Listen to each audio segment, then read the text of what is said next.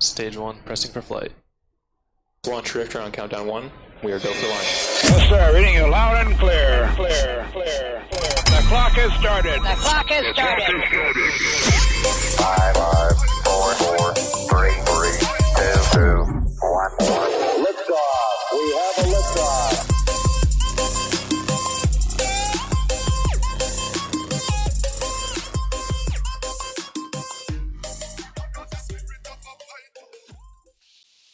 Welcome to Pressing for Flight, live from the Space Coast where the schedule never holds, and we are now complete with our speed tests. And how did everyone do? Stephen, Mr. Kegel, what are you rocking over there? 439. 439! Ruling the roost with the 439, boys. What do you got, Matt Jordan? I had 118. 118. But I paid for 400. I'm not sure what's happening there. Coming in hot. Mr. Cutshaw, did you run the test? I did. Let's see if I still have it up. I did not run the test. 28 down and 15 up. 28 down? Oh, that's low. Oh, well, the queen of low, Becca Penland, what is That's your the nicest thing anyone's ever said to me. What do you got? My internet speed test told me that I am 4.5 down and 8 up. You're getting ripped off. Oh, well, hello, everyone. Hello, chat. I see Daryl has been hanging out for a while, and the beloved Stephanie is there. A few other people just watching. Uh-oh. Somebody had it rolling. It wasn't me this time. So no launches. I will usually play a launch over here on this side of the screen, but there were none this week, and we don't know exactly when the next one is. I don't know about you guys, but I think we'll get, other than that GPS one that's coming up, which we recently did applications for, I think there'll be another Starlink that just kind of pops up. What you think? Yeah. Yeah. I can see that. Thanks, Becca. I can see that, and I know that there is potential for a space plane launch in May. That's like the next Atlas launch. Oh, right. Yeah, they're sending the X-37. X-30. Yeah, that guy. Pop quiz. What was the last rocket to launch the X-37D? Atlas. It was a Falcon 9, if I'm Was not it a mistaken. Falcon 9? Yeah, I'm pretty sure the last one was on a Falcon 9. And I think it was the one where I was at Kirk Point, Riverside Park. And I think it was the first time I watched the launch from there. And there was a news van, and they asked if they could ask me some questions. And I said, sure. And so they're asking me questions. And one of the questions was kind of weird. They were like, so how do you feel about these super secret payloads being launched and not really knowing exactly what they're doing? And I don't think I gave him what he wanted. I said something like, I mean, the contracts are there. I think it's great that they're actually giving them to SpaceX, because SpaceX is kind of the new kid in town. That's becoming less and less true these days, but I guess that was about 3 years ago. Well, speaking of SpaceX, they were going to do a tanking test. Well, I guess they did a tanking test today. Did you guys see it? Should I show you guys these pictures? Space Padre was streaming it, and they actually did fill it up enough to get some frost going, but not long after. In fact, I started seeing tweets about this. I was like, oh shit, let me just pull it up. And he was still streaming. Gene was out in his boat. I guess it got really foggy or something, because he was the stream I found was he was out in his boat, and I didn't see any frost. And then, sure enough, no frost. I guess they got to a certain point, maybe saw a leak or something, and decided to Release it. Yeah, decided to cancel. And I was looking in the live chat on his stream, and somebody said something about some trucks were showing up, and so basically they, I guess, aborted the test, which is better than blowing the thing up. And then, Michael Baylor tweeted a little while after that they aborted the fill test. So I there's saw that. another tweet that that Space Padre posted today. Can you show that one? Which his one? dog, his dog on the beach. Oh, okay, yeah. Did you see that? Stephanie made sure that I saw that today. Oh, there it is. Oh. Yo, that dog is Maybe it's not loving his life. dog. No, it's his dog. I can't remember Is what's his it? dog's name. Did he?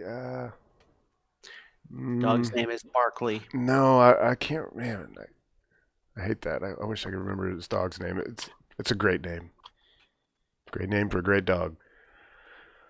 Yeah. So I guess they're gonna do their tanking test, and then of course they're gonna do a static fire test after that, which is tradition. Yeah. Not much else to say there about that.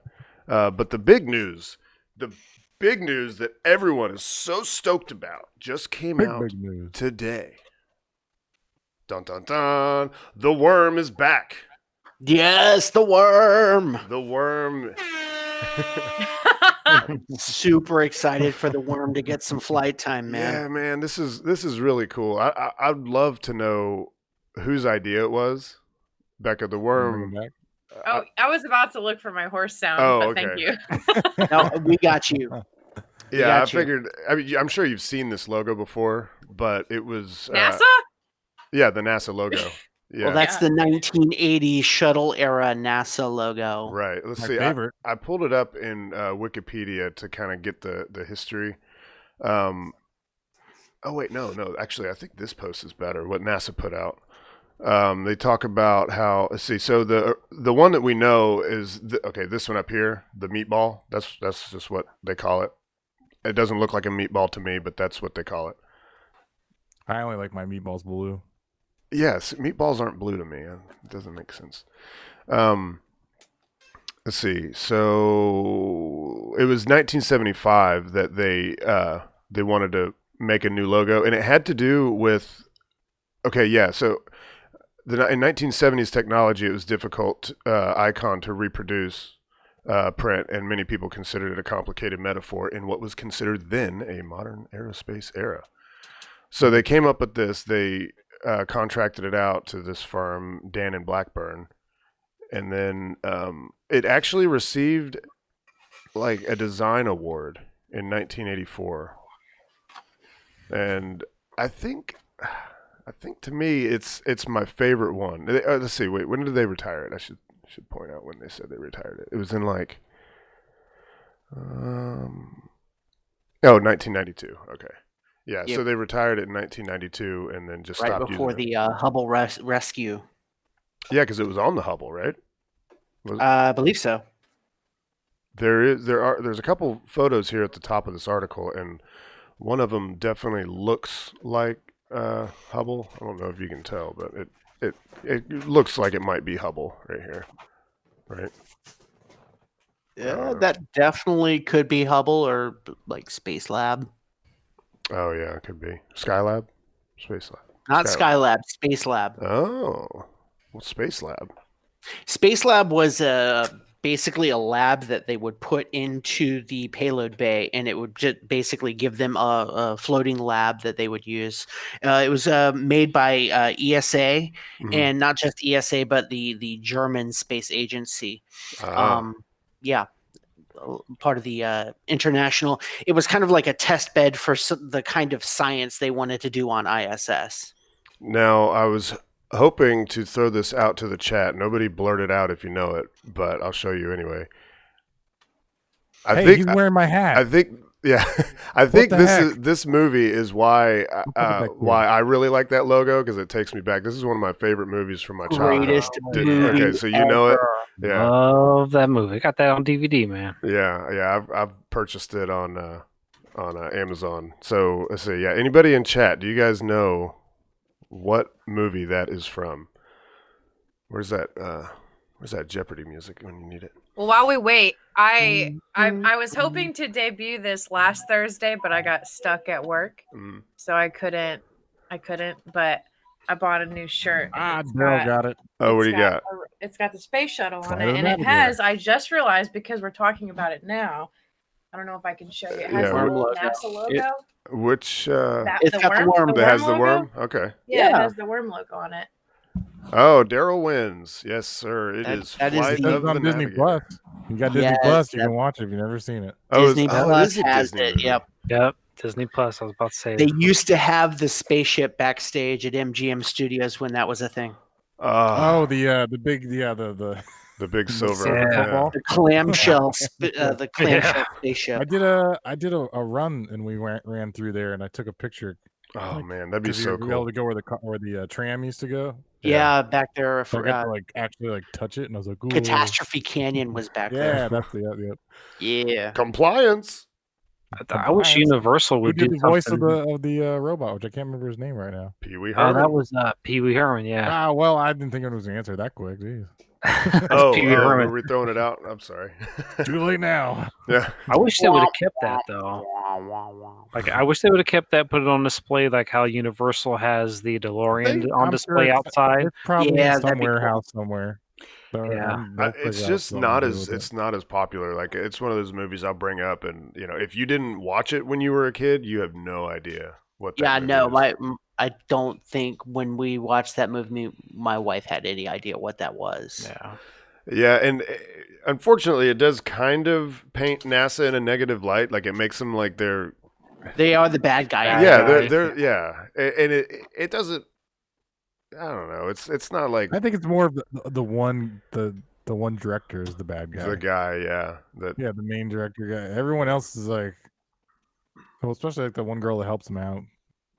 Yeah. yeah. She was an intern, but She still. was. That was the first time I ever saw Sarah Jessica Parker. That's a true story. Maybe the first time I ever saw a girl with pink hair or purple hair. That too. I'm not the one with the purple hair. Oh, that. We could just forget about all these tabs and just quote Flight of the Navigator the rest of the episode. Pardon Such a me great coming movie. through. What was the little robot? Little trash can. Yeah, that gave him the about ride. the food. Yeah, the one that gave him the ride out to the spaceship. I don't remember. I don't remember the name of that thing. Oh, I forget his name. It's like right on the And tip of my it was tongue. an acronym, but it was Ralph. What does it it was- stand for? Ralph. Ralph? Yeah, his name was Ralph. Let's see. Here, I don't want to lose that image, but let's see. Flight of the Navigator. Oh, Ralph. Oh, it's RALF. Okay, yeah. Images. Yep. Robotic assistant labor facilitator. There you go. Oh, what a great movie. Oh, look at this. What is this? They've got the spaceship next to a snow speeder and What? no, not Link. No, wait. Let's see. Oh yeah, there it is. Yeah, next to a snow speeder. What? Identify this for me, Kegel, would you? This is a snow speeder, right? Oh yeah, that was at Disney. This is at Disney. That was Okay, at MGM, yeah. that's awesome. The one in the middle, that's the platform from Star Wars where From Jabba the they Hutt, jump right? off of the sand pit Right, with the right. thing in the Okay. ground. Yeah. And then that's the other ship. I think that's from the Clone Wars cartoon series. Yeah. Is it not just the same one that they used in the Battle of Hoth? It's a snow speeder. It's just a typical snow speeder, right? With the harpoon in the Yeah. back. I Yeah. don't know. That's yeah. Actually, you're right. Yeah, that is. And that was right across the way from where they used to film Thunder in Paradise. Oh yeah. Oh, I don't know what Oh, that Let is. me tell you Hulk something, brother. Hogan. Oh, man, I wish they Stay still had people that on out the jet there. in the boat. Well, to get back on track, yeah. So this is obviously it's the logo back on or on the side of the Falcon 9. It would be really interesting to know what this is way back here in the back. Did you guys notice that? It looks like Yeah. something that's ready to be integrated onto it, but it may be completely unrelated. It might be a first stage is just chilling. Well, Or this second stage. I'm sorry. yeah, maybe. Oh yeah, Yeah. well, I Yeah, wonder. it's probably just the second stage, and they're just waiting to. Okay, yeah, I guess.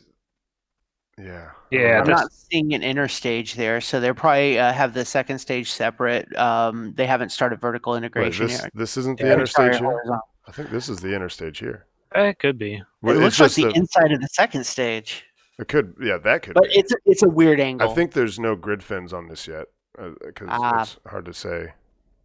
I mean, if that's the second stage being integrated into the first stage, then that NASA logo would be upside down.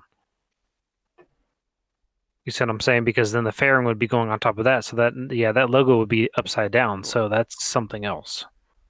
Upside down.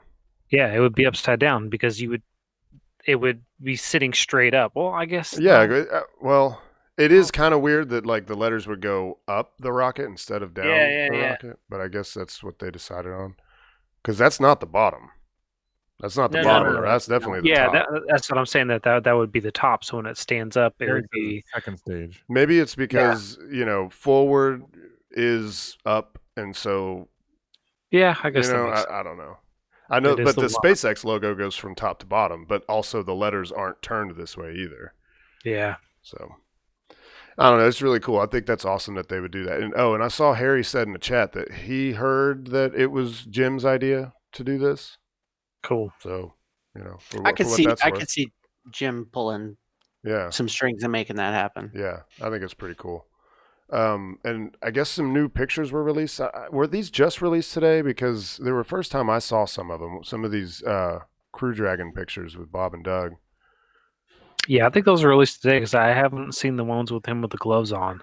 Yeah, with Like that blue light or gloves. whatever. Yeah. Because when I first saw it, I was like, "Uh-oh, he's prepping for COVID too, huh?" Well, they probably are. I mean, Huh. I don't think they're in quarantine yet, but I saw those pictures about 2 months ago. Oh, okay. this one I was looks doing familiar, some and work. so does this one. But okay, so these aren't new. No, they're not new, but I mean, they're starting to publicize it more. Oh, okay. Well, actually, this one is new. It says on Yeah. Monday, March 30th. Yeah, that one's probably new, but it looks like But the the rest other of those I've seen before. Yeah, because they've just added to this album, and because these are a lot of like I've definitely seen this and these. These are Yeah. all old. But that looks pretty sharp with their names on their shoulders there. Yes, Yeah. definitely.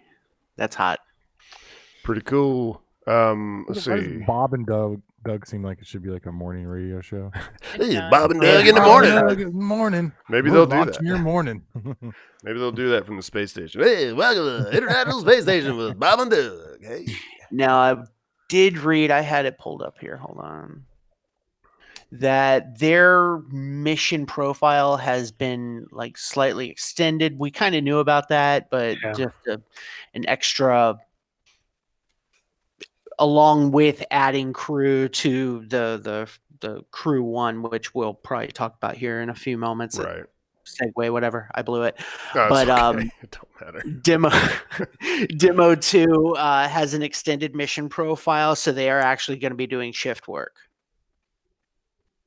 Okay. Yes. Yeah. So they're actually training to be Like, useful up there. Yeah, they're going to be useful while they're there. So they're going to actually stay up there for probably like 3-6 months on their mission. And then the first crew mission, which is the first official mission, that'll happen later this year. Yeah.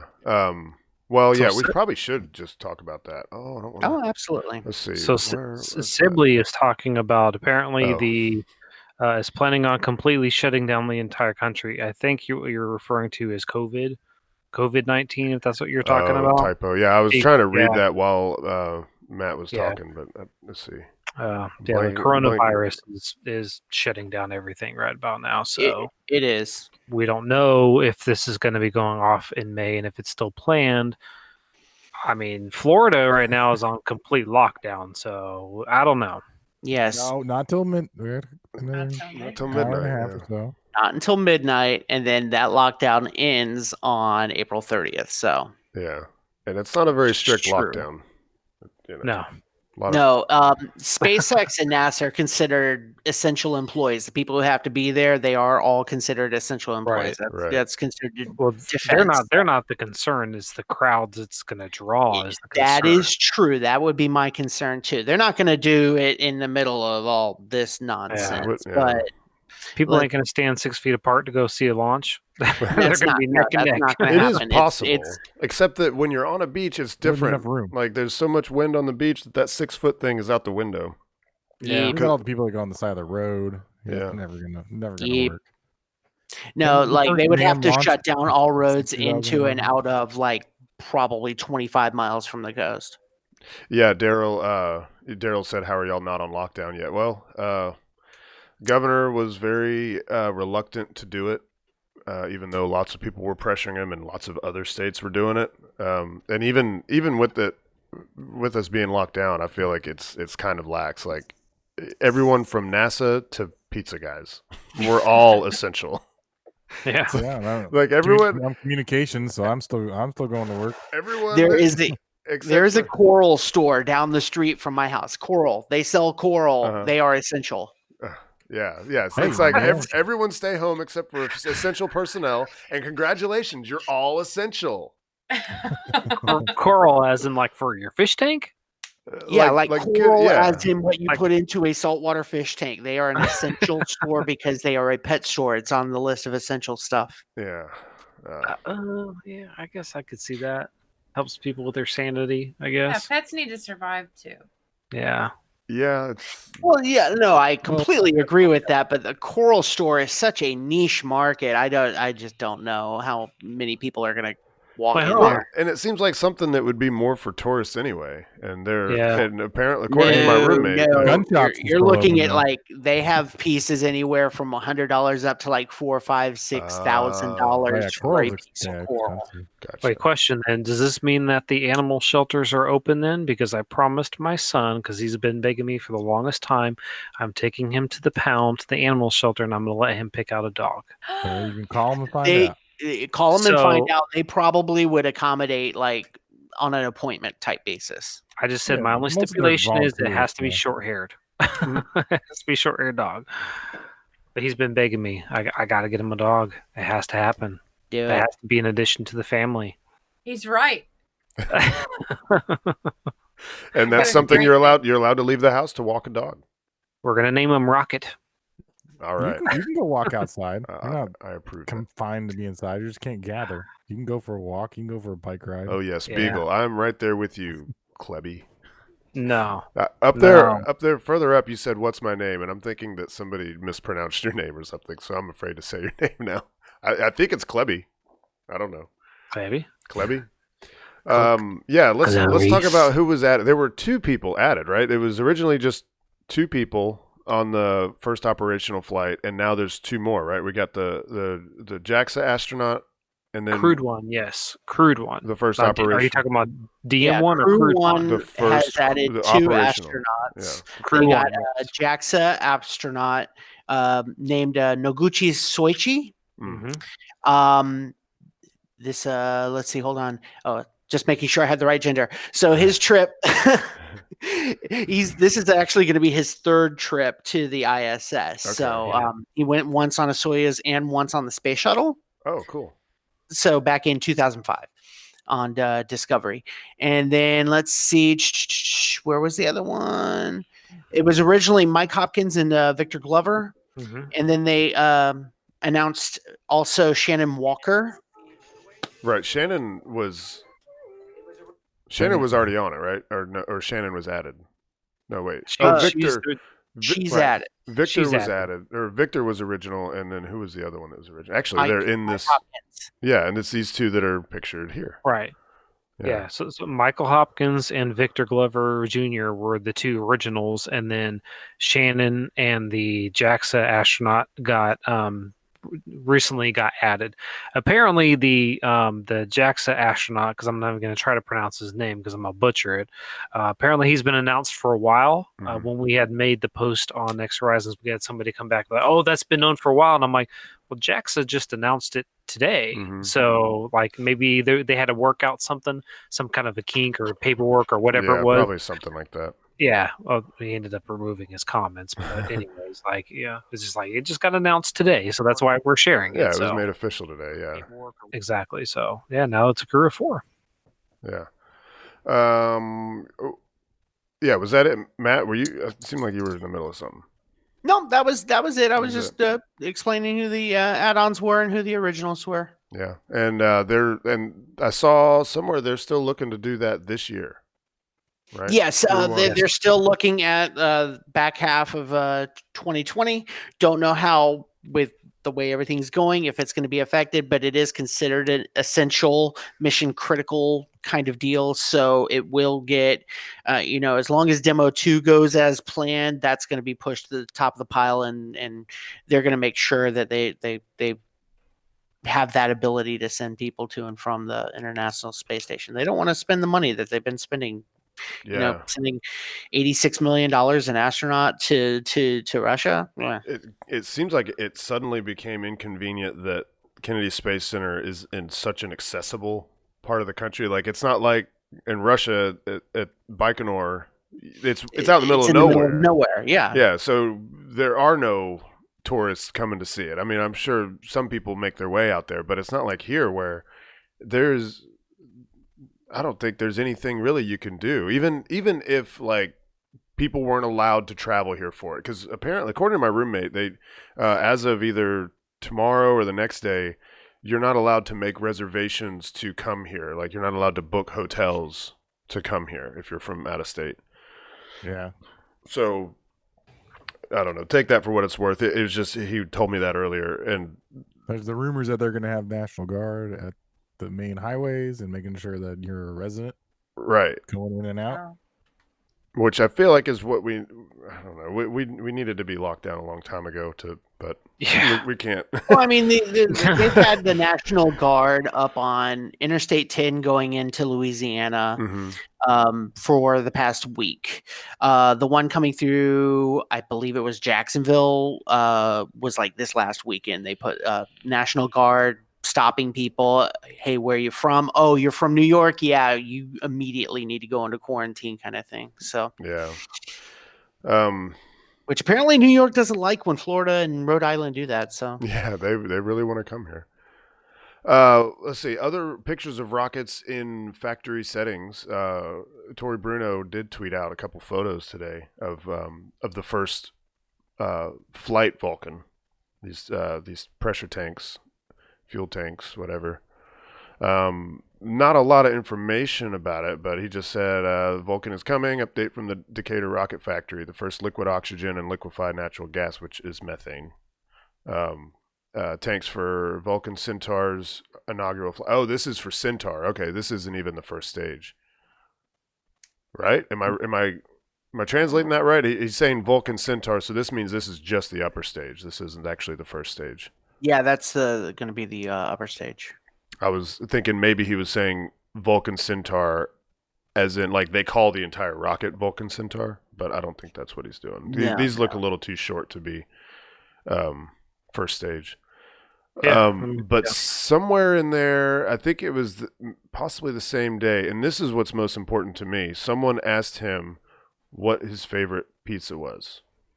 Oh, wait, Yeah. this is actually I was gonna say a couple days this. ago. That was awesome. This is a couple days prior, I guess. Yeah, and he said no cheese, pepperoni with garlic. No cheese? Are we lactose intolerant?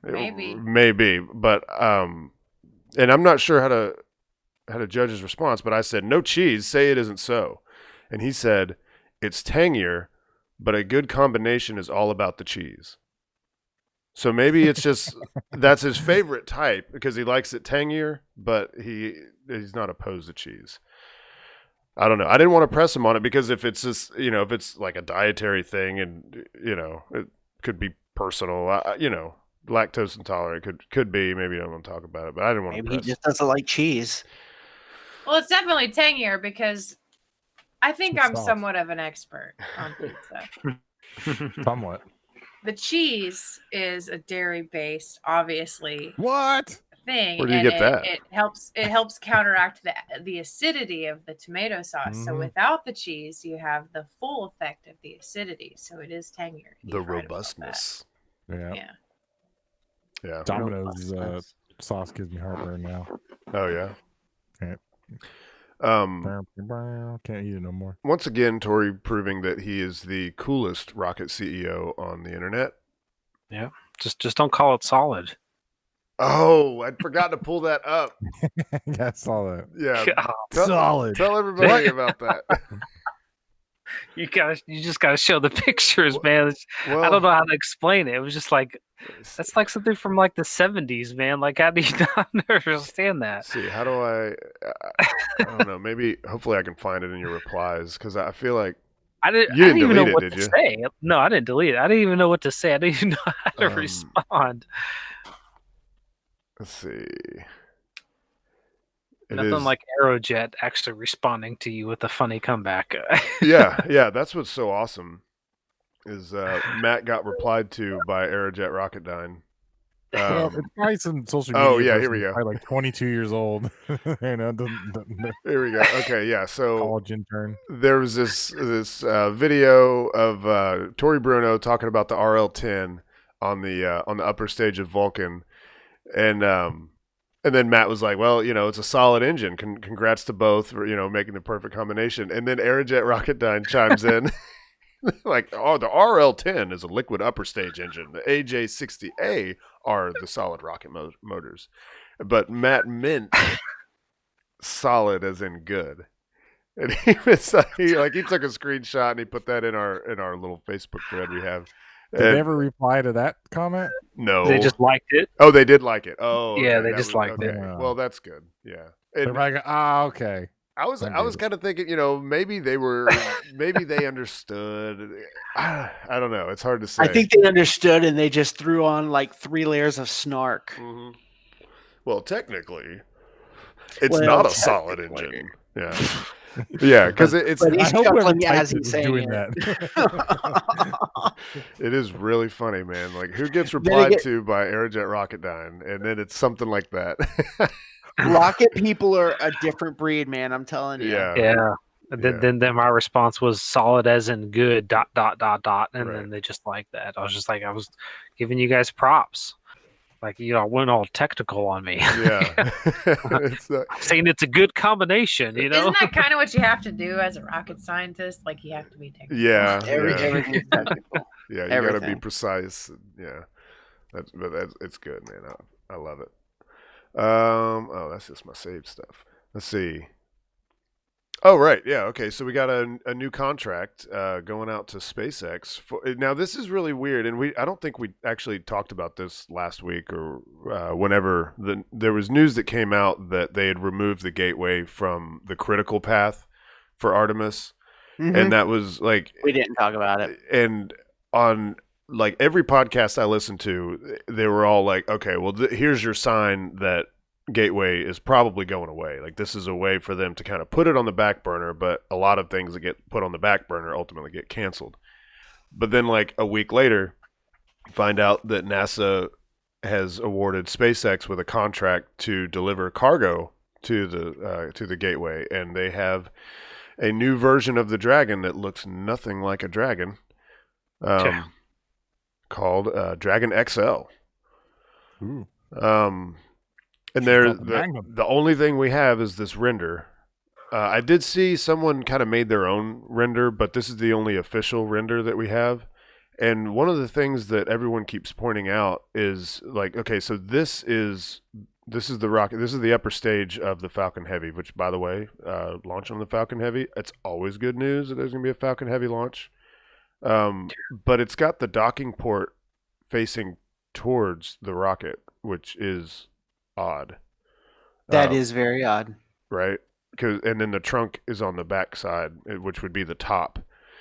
And a lot of people are talking about reasons that might be. I'm not smart enough to even come up with those reasons. I wouldn't even know it was a thing if they hadn't pointed it out. But my question is, maybe it's just a render, and a lot of times in renders things are wrong.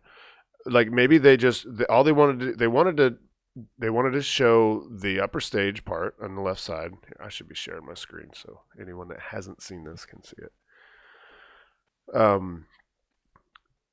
So you can see that this is the upper stage of the Falcon Heavy, and then they just wanted to show the docking port instead of showing the trunk. Perhaps, unless it's a connection port, because they will have to have extra hardware for TLI. Yeah, which is translunar injection. Thank you. Well, maybe Scott Manley had a video out, and I think his assumption is that once it leaves the second stage, the second stage is going to put it most of the way towards the moon, but then it's just going to use its RCS thrusters to do all of its orbital maneuvering after that, which is kind of impressive that they can handle that sort of stuff. Like, even like bringing it back. Which, to be clear, it's not going to come back and land in the ocean or anything because this thing's not going to have a heat shield. So this is kind of weird that that SpaceX would go this route and not recover a piece of hardware like this. But I guess if they're getting paid, then they can do that. I guess NASA needed a certain amount of payload up there. If it's not going to come back, where's it going to go? It would burn up in the atmosphere. It would burn up in the atmosphere. Anything that if they're deciding to go that road, I haven't seen anything that says it's not going to have a heat shield or any of that. I understand why you would say it's not going to, because you have that's just extra weight, right? But if they did decide to go that route, they would use basically the ISS as a relay for anything that had to come back to Earth. But that's just a good point. Just from a planetary protection standpoint, they're probably not going to bring a whole lot back all the way to Earth to begin with. They're going to stick it on the ISS for at least a holdover period, like almost like a quarantine period before they send things back down to Earth. That was actually something I was listening to Orbital Mechanics today, and they were saying how neat that would be if they could bring it back and then coming from the moon and then rendezvous with the space station and anything that any kind of soil samples or anything.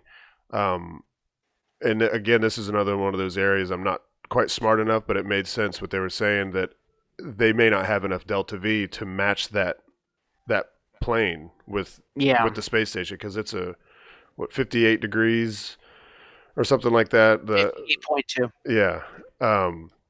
And the orbit around the moon is such a weird orbit. So going from that weird orbit to another weird, space station's not a weird orbit, but they're wildly different from each other. Yeah. And I don't know, maybe there's a way that if you aim at just the right corridor when you're coming back from the moon, then you can catch and get into that plane.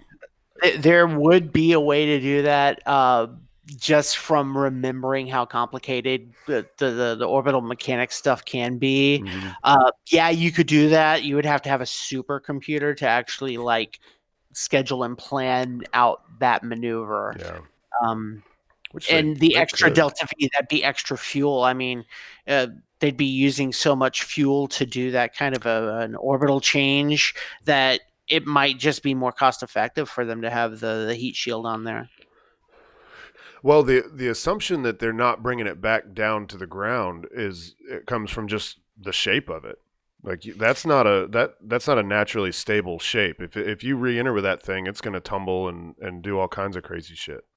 You can't. No, absolutely. I think it's going to be teardrop shape. From what I read, you think that's not the final design? I don't think this is final. I think this is fairings, other things like that.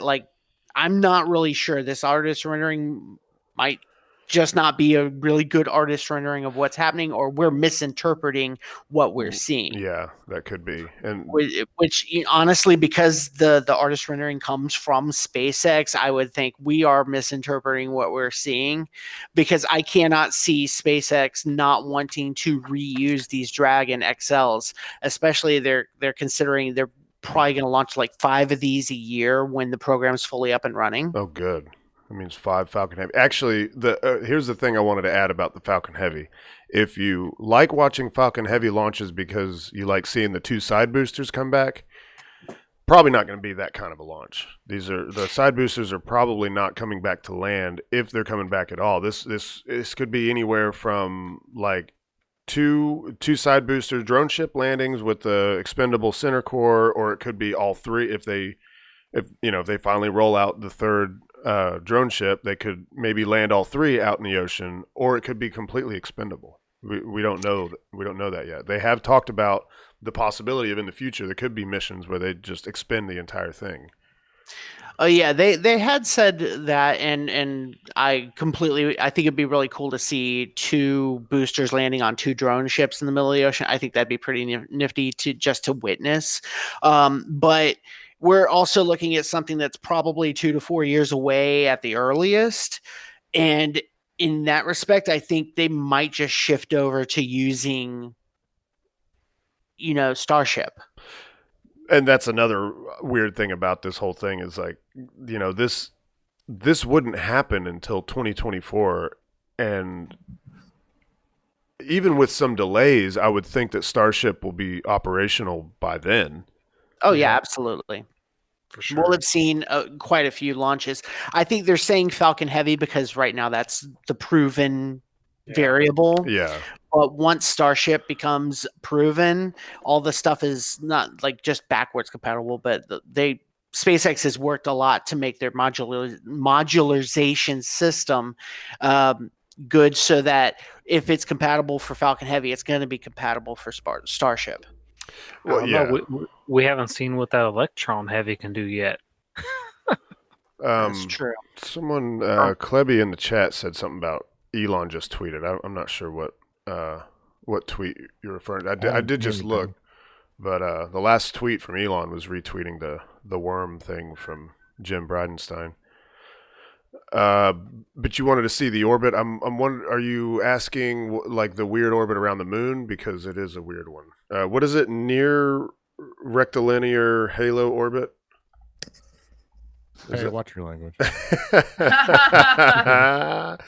Okay. Yeah, how can an orbit be weird? It's just all the smart people that I listen to say it's a very difficult orbit to get to. It's a difficult orbit because of the fact it's at what's called a Lagrange point. If the way that gateway should be done, and the easiest way to keep it on station for the longest amount of time, is to put the station at what's called a Lagrange point. It's an equalization point between the Earth over here and the moon over here. So it's much closer to the moon because it's the smaller object, but it's essentially a place where if you have a space station orbiting that point, it'll stay at that point. I don't know, man. I don't think this is one of those. I think this one still does orbit around the moon. It's not doing the orbit around a Lagrange point on this one. They're missing out if they don't use that. Yeah, I know. I mean, they're using it for James Webb, I believe. So this is what I get for the near rectilinear halo orbit, and I'm guessing this is like over time. So it doesn't stay in one. It's not, you can't just draw the orbit with one ring, because I guess over time it changes. That might have something to do with the near rectilinear thing. But yeah, it's on a computer from 1983. Typically, like when we would go to the moon before. Oh man, it might be time for a diagram. Oh yeah! Oh yeah! New T-shirt design. Yeah, one day we'll actually make a T-shirt. Diagram. Lovely drawing. Wish we could share the last one. We can't. Yeah. Oh wait, what am I doing? I can make kitty shapes. cats involved. I can make shapes. Look at this. Watch. I can do a shape. Okay, there is. I'm proud of you. Here is the Earth. Okay, this is a very nice Earth. This is a top-down view, by the way. Earth. Just so picture this as top-down. Ooh, so, gotcha. all right. So typically we would. Wait, what was my tool before? It was a paintbrush. Where's my paintbrush at? Gone broke. Oh well. Okay, so yeah, so you leave the Earth and then you go up to the moon, and then you orbit around like its equator, basically. Maybe not exactly. I don't know what they do. And from the side, it would be like, here's the Earth. There's only like 7 here's the moon. Stable lunar orbital inclinations because of the amount of mass cons that are present. Right. Mass con. Can you share your screen, or oh, I want to see this. I'm like acting as if you can see what I'm doing. This diagram is going to be the best thing ever, but we can't see it. All right, so he really likes the build up. Yeah.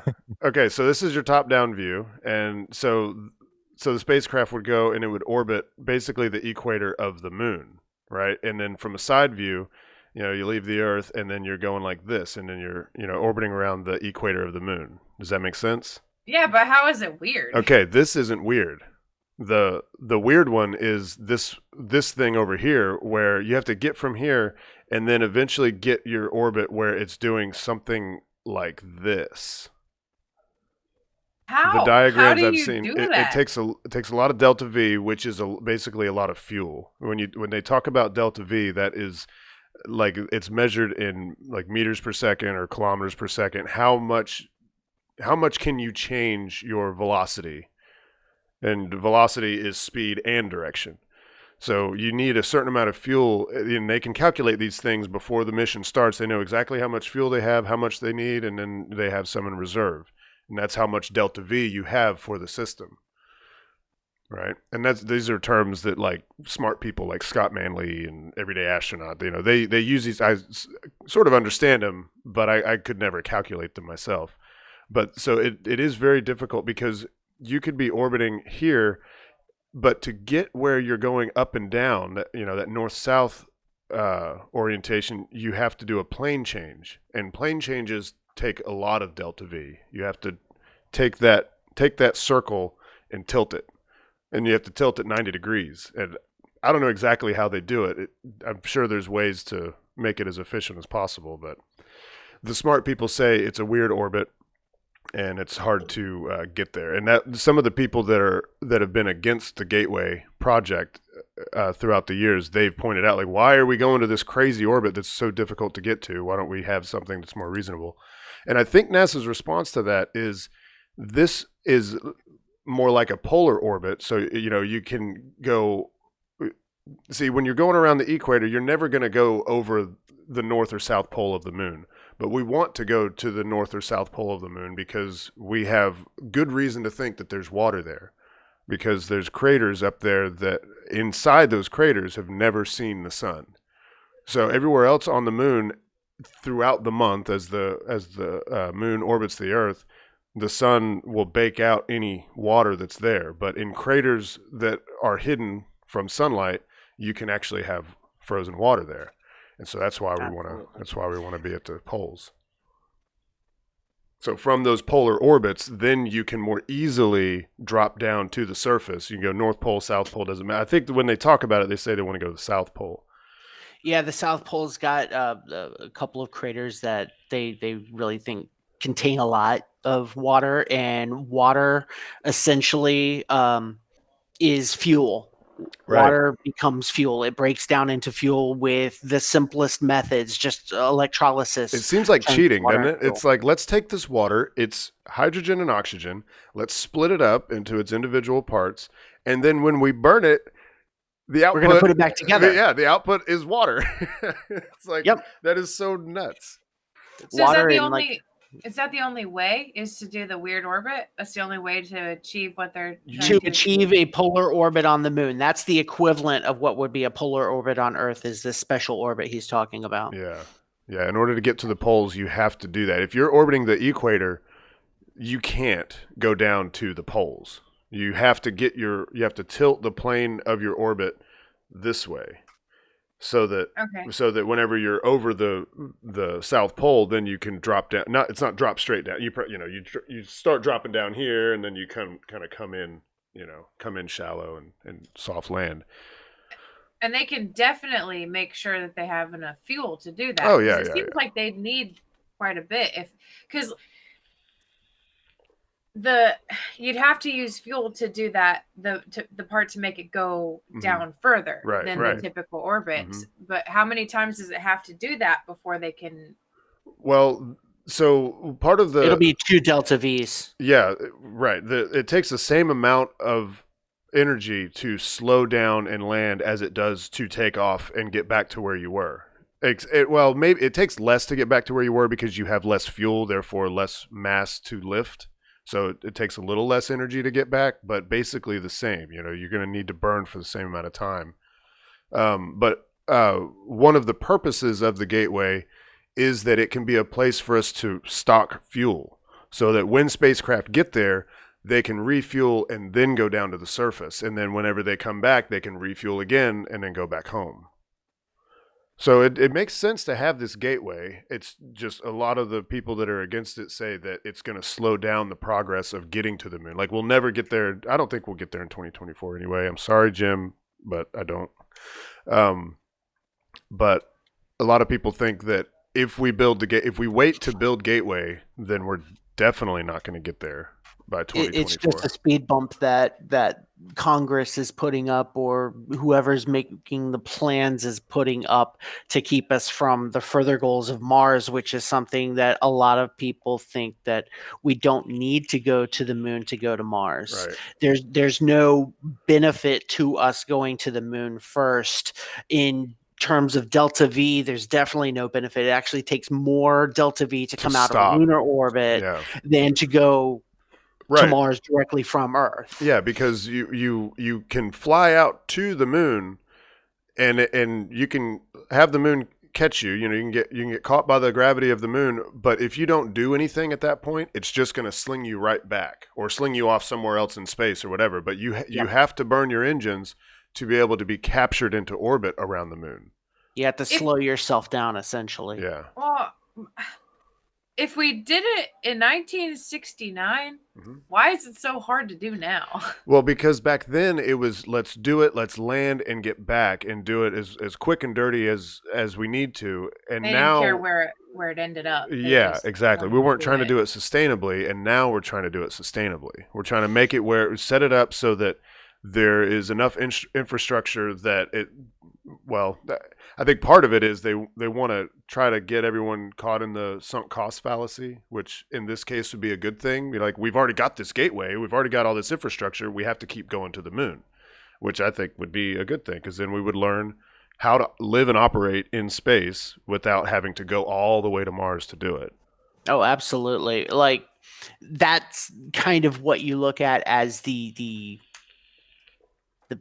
differentiation between going directly to Mars, which is kind of something that I support, and then the group of people who says, well, we need to stop at the moon first, we need to continue going back to the moon.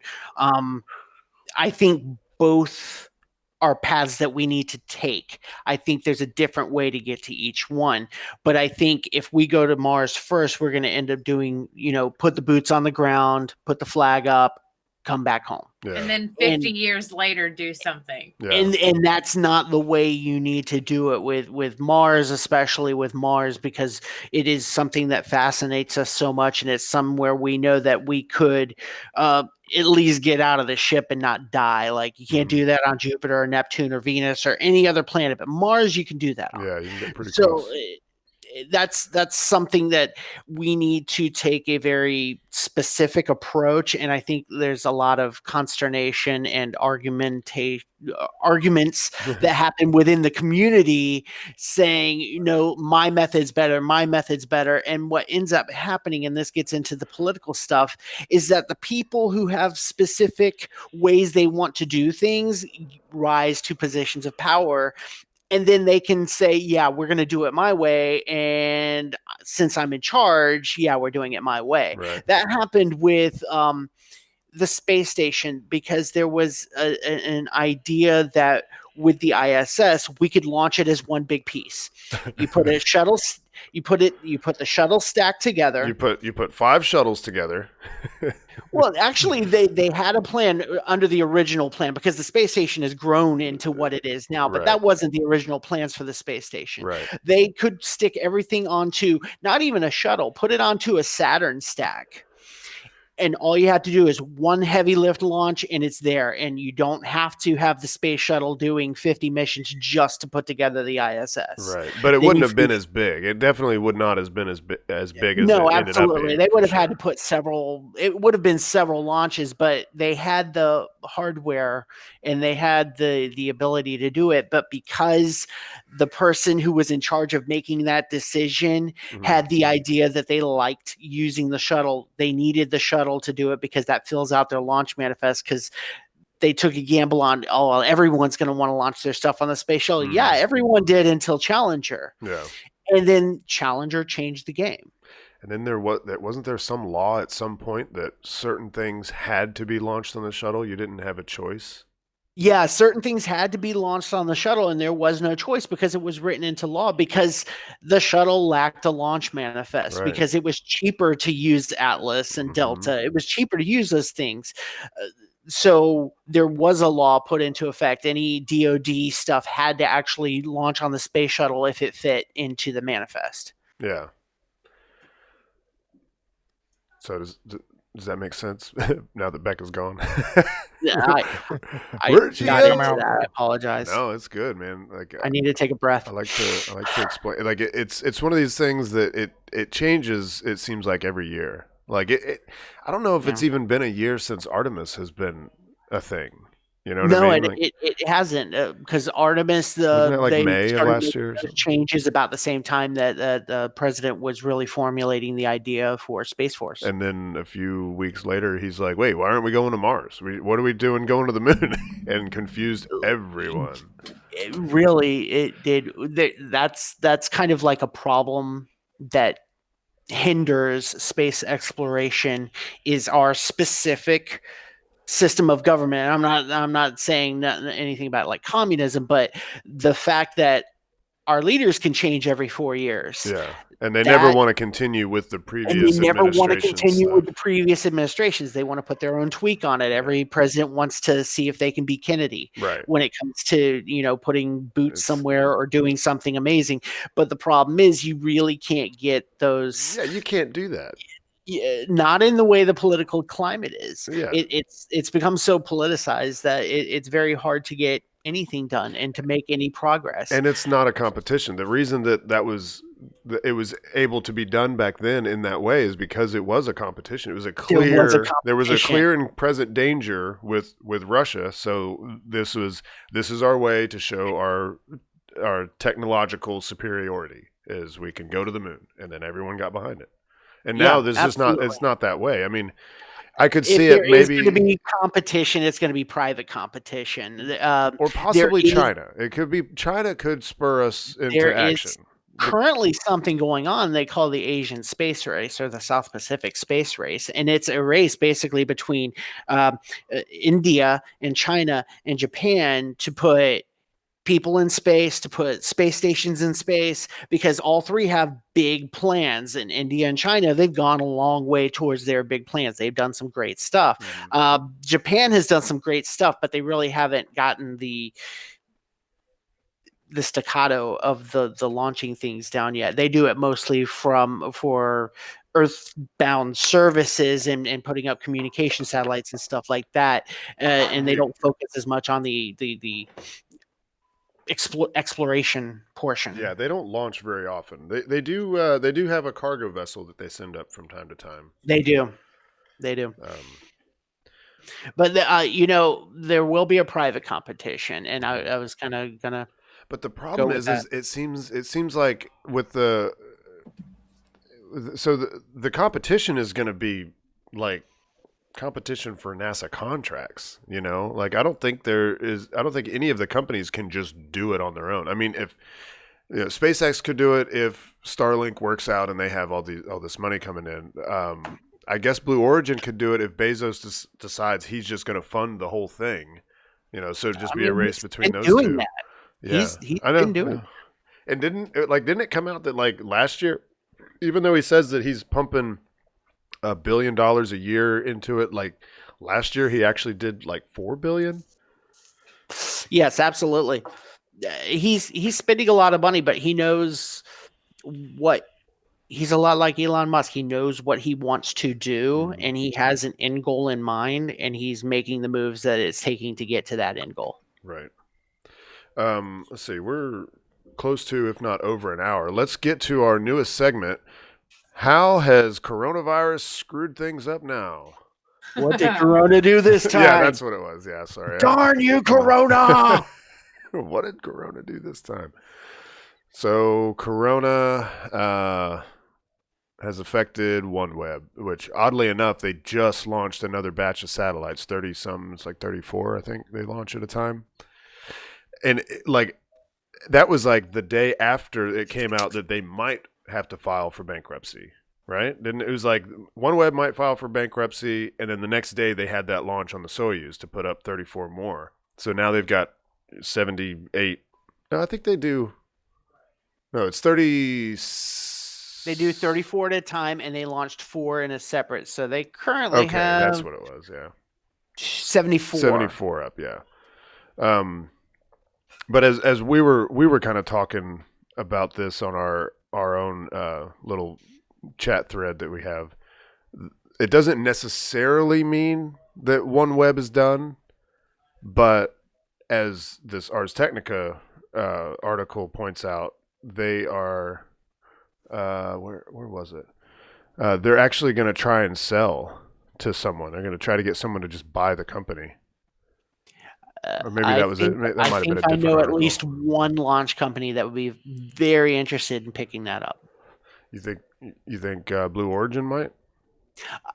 It would make sense because Jeff Bezos has said he wants to create a satellite network. Why go to all the trouble of And developing? the factory's your own across the machine? street from his own factory. Exactly. You can just buy up the people who started it and couldn't finish it. Yeah. And it came down to they just couldn't get the financing and they were almost there. And then the markets did what they've done over the past month. And so it's an unfortunate circumstance that Corona had to be what took them out. But I think that if Jeff Bezos were to purchase them, that gives him a big leg up in developing the network that he wants to develop and compete directly with SpaceX. I didn't believe OneWeb could compete with SpaceX. No. It is a different product, and they're looking at different types of coverage, but just in numbers, they weren't going to be able to compete with SpaceX. No. But if Jeff Bezos were to get into it, I think they could. Yeah, I mean, it seems like it's going to take another launch provider launching their own satellites to be able to really do it economically. Because SpaceX, it's like they've got it figured out. I don't know how much what their cost is. Their bare bones cost. They advertise that the starting price is like $62 million to launch on a Falcon 9. I don't think that's changed officially. I'm sure that number swims and they, negotiate contracts, but that does swim. But the fact that, Blue Origin obviously has their own launch vehicle, they can do their launches at cost. And that's really the only, because, how much was OneWeb paying to ride on the Soyuz? It's 100 million plus, right? Yeah, I think it's for the full Soyuz is probably like 90. Oh, okay. So it's not as much as I thought. But still, that's, SpaceX can probably do, 3, 4, 5 launches for that cost for themselves. Absolutely. They're just paying for new upper stages. Yeah. And sometimes everything else fairings. is just getting reused. And fairings, yeah. Sometimes, yeah. Sometimes. So yeah, RIP OneWeb for now. I really hope that, that they do get bought up by somebody and they're able to function, because obviously, I've said it a million times, I want Starlink, but competition is good. Competition is great. Yeah, because if it's not that I think that, SpaceX is going to do something nefarious and purposely overcharge, but when there is a competitor, they have incentive to get that price as low as possible. Mm-hmm. Let's see. Well, since this is the coronavirus segment, and this is just this video that I really like, that demonstrates how spring break contributed to this spread that we're experiencing right now. You guys may have seen this on Twitter, whatever day that was, the 26th. This is a program called Tectonics, and it shows you where mobile devices are. It doesn't show you, the names of the people that are operating them or anything, but it shows you where they're at. And apparently you can select a bunch and then run the clock forward and see where they went throughout the country. So, let's see. So check this out. And zoom in on specific regions. Here, we focus specifically on just one beach in Fort Lauderdale during the month of March. Again, each of these data points shown on the map corresponds to a unique mobile device active on a given day. You can see clearly that device activity spikes during the 2-week stretch of early to mid-March, corresponding with spring break. No surprise. Now, using an analysis called a spider query, we can actually track movement of these devices over the remaining weeks of March, seeing where these devices went after spring breakers left the beach. As we zoom further and further out, it becomes clear just how massive the potential impact just one single beach gathering can have in spreading this virus across our nation. It can be hard for us to realize sometimes just how connected our world really is until the data tells the stories that we just can't see. That's scary. that really puts it into perspective. That was just, he circled one little patch of beach in Fort Lauderdale. That's nuts. But I did notice none of them went to California. Well, I yeah, because think they got the their own furthest beaches. west was like Colorado. Yeah, well, I could see some over in Arizona. Yeah, and then there's some, around like Denver and Boulder area. But, well, you know, I'd say East Coast goes to East Coast beaches and West Coast to West Coast. You know, I'm sure you could do the same thing for California and see, you know, and get the same you know, result. and we definitely see that, you know, like when we go out wassailing on the beach, you know, we meet people from all over the country, you know, and it makes perfect sense. No more wassailing now. Yeah, you can't wassail now unless you go to Cape Canaveral. Yeah, can't is a loose term. We just have to find the right way. Yeah, apparently Cape Canaveral has not banned alcohol on the beach. I couldn't find anything saying that they did. How about that? Yeah, you never got back to me on that today. Well, because I was looking it up, and everything I found was just about Cocoa Beach, and I tried searching for Cape Canaveral specific, and it brought up nothing. It just kept bringing up more Cocoa Beach stuff. Well, save you $150 fine. 500. Oh, was it 500? Yes, 500. Yeah. At least they're not doing what they've been doing in India, which is the cops are out on the street with sticks and they beat people who are out walking in the street. I saw that. The craziest video I've ever seen. And I was like, yeah, go cops. And apparently the ones who are directing traffic are now wearing this ginormous helmet that looks like a COVID-19 cell. Oh, okay. Nice. Yeah, that's kind of fun. Okay, well, let's see. We are reaching the end here, and this video that I saved, I don't know, a few days ago. I wanted to finish out with that, but let's see. I will share the screen because this is just really cool. So this is, I guess, someone took. I don't know if. Okay, so the tweet is from Alex Parker. I don't know if he actually did the work to put this together, but it has to be pictures from New Horizons as it was flying by Pluto, and just look at this, man. This is so cool.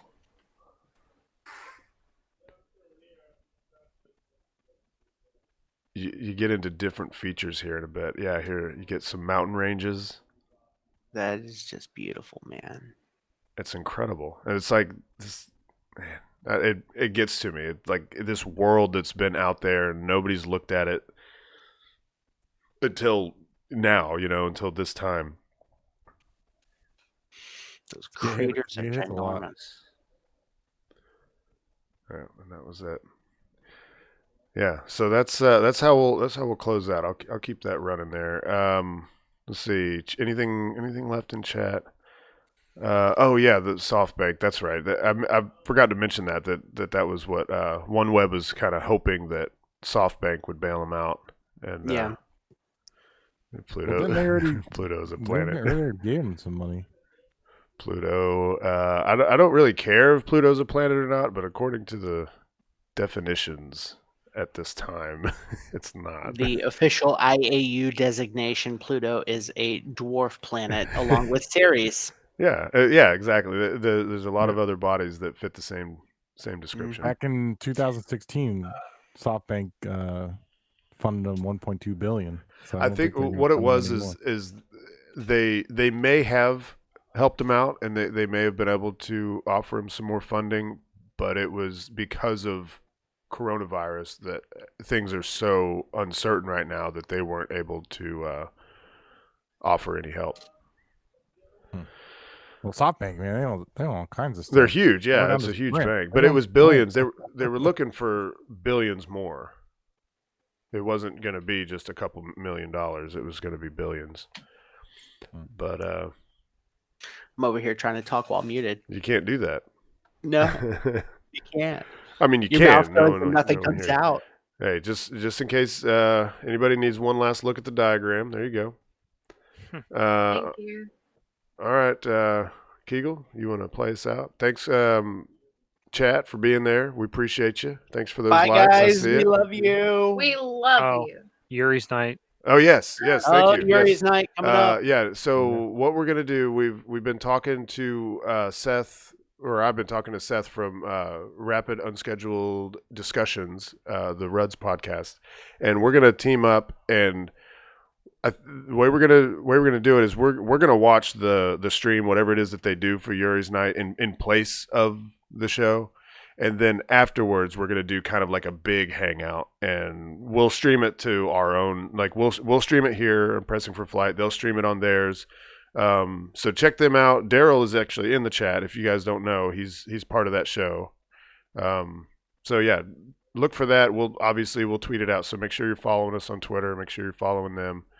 And yeah, that'll be a Saturday night. It's the 11th. So Yes. that's Saturday after this one. Yep, next Saturday. Is it the 11th? I thought it was Yeah. the 18th. The Yuri's night was going to be on the 18th, but for whatever reason, the stream that they're doing in place of it is going to be on the 11th. All right. So, and that's at 7. I don't know how long it's supposed to be, if it's an hour, 2 hours, or whatever, but our stream will go live after that's over. Because I think we determined that they'd probably rather us not restream it. We were talking about just kind of hanging out while it's going on, and having it just on the screen while we're all chatting. But I was talking to Seth, and we decided they probably don't want us to do that, so we're not going to do that. And the reason they're doing it on the 11th as opposed to the 18th, they had scheduled it for the 18th because that's when they had the free scheduling space, but the actual anniversary is April 12th. Oh, okay. Klebby wants to know what it is. Yuri's night is this big gathering of space fans. They have get-togethers all over the country, right? But there was one scheduled here for Kennedy Space Center at the Visitor Complex. It is a celebration of manned space flight, human space flight. It celebrates the anniversary of Yuri Gagarin's first manned space flight. So it's kind of like Space Nerd Christmas. Right.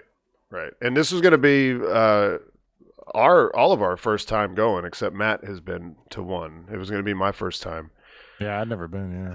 That's cool, man. Oh, Harry Really says he knows the people that are producing. I'm guessing it's going to be great because they're going to have some awesome astronauts on there. I know Story Musgrave is still on, so he's going to speak, and that's good enough for me. I love Story Chris Musgrave. Hadfield. Oh, God. Oh, Chris Hadfield? Scott Oh, Kelly. nice. Oh, yeah. Okay, so Scott Kelly is going to be there. I think I heard Christina Koch is supposed to make an appearance as well. What? Yeah. So the longest man and longest woman are going to be on. So Hell yeah. It's gonna be awesome. So that's in and of itself is gonna be a good stream to watch. It's if you're active on Twitter, you won't be able to miss it, but in case you're not, look around on YouTube for Yuri's night. I'm sure there's a channel for it. We'll tweet it out. But And I was really looking forward to it. So I encourage everybody that joins us for our stream afterward to dress up with me. And we're going to have a great time and pretend that we're there. yeah, pretend we're actually there. We'll play some music and we'll dance and we'll dress up in space theme outfits. Yeah. It'll be a great time. We'll do the moonwalk, all of us. Oh, I never saw. Sorry, Klebby. Is One Web public? I don't think so. No, it was never public. Okay, so with that, peace out, y'all. Shutdown sequence initiated. Shutting down.